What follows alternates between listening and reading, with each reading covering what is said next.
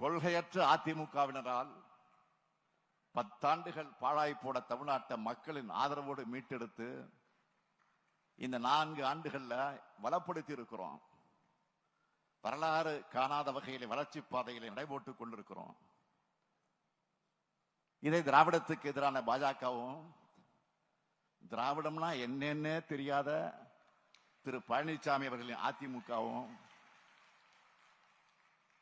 மீண்டும் கபலீகரம் பண்ணான்னு பாக்குறாங்க.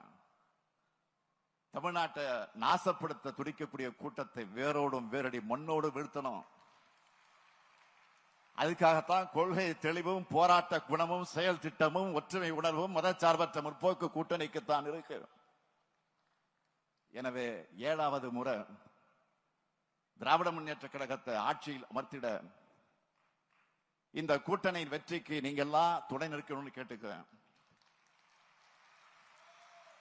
தமிழ்நாடு எப்பொழுது மகிழ்ச்சியா வாழும் நிலைமையை உறுதி செய்ய பகுத்தறிவு சிந்தனையும் சுயமரியாதை உணர்வையும் தொடர்ந்து மக்களிடையே விதைத்திட இந்த கருஞ்சட்டை பட்டாளம் உறுதிமொழி எடுக்கும் மாநாடுதான் இந்த சுயமரியாதை இயக்கத்துடைய 100 திராவிட கழக மாநில மாநாடு.